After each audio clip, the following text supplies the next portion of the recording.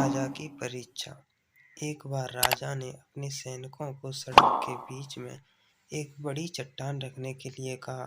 चट्टान को भी सड़क में रखवाकर राजा ने अपने सैनिकों से छुपकर उस चट्टान पर नजर रखने के लिए कहा कि देखना उस चट्टान को रास्ते से कौन हटाता है। लोग उस जगह पर आते रहे और जाते रहे, लेकिन किसी ने भी उस चट्टान को रास्ते से हटाने की कोशिश नहीं की।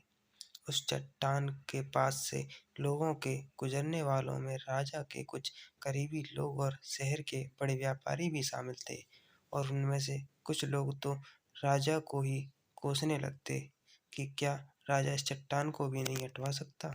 लेकिन किसी ने भी उस चट्टान को रास्ते से हटाने की कोशिश नहीं की।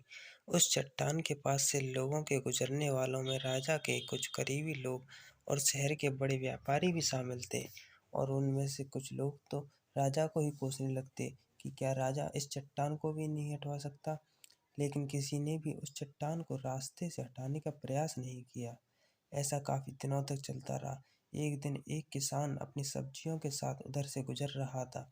उसने चट्टान को रास्ते में पड़े देखा और सोचा कि सबको इस चट्टान की वजह से कितनी तकलीफ हो रही है। उसने अपनी मजबूत लाठी से उस चट्टान को एक तरफ धकेलने की कोशिश शुरू कर दी। काफी कोशिश के बाद वह उसे सड़क से हटाने में कामयाब हो गया।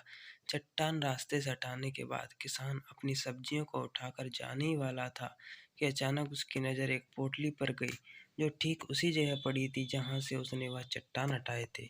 उसने उस पोटली को खोलकर देखा तो उसमें सोने के कई सिक्के थे, और उन सिक्कों के साथ राजा का एक संदेश भी था, जिसमें लिखा था कि ये सोने के सिक्के उनके लिए है जो इस चट्टान को रास्ते से हटाएगा। दोस्तों, बिल्कुल ठीक इसी तरह हम सब के लाइफ में भी कई परेशानियां आती हैं। कुछ लोग उन परेशानियों से बचकर निकल जाते हैं, और कुछ रास्ता बदल देते हैं, और चंद लोग ठान लेते हैं कि उन परेशानियों का हल निकाल लेने की, और ऐसे ही लोग मुश्किलों से संभावनाएं और संभावनाओं में छिपे अवसर खोज लेते हैं। मजबूत इरादे और नेक दिल के साथ किए गए कोशिशों के परिणाम हमेशा ही अच्छे आते हैं। इसलिए जीवन के परेशानियों से घबराओ मत, बल्कि उन परेशानियों को हल करने की कोशिश करते हुए जीवन सफर में आगे बढ़ते रहो।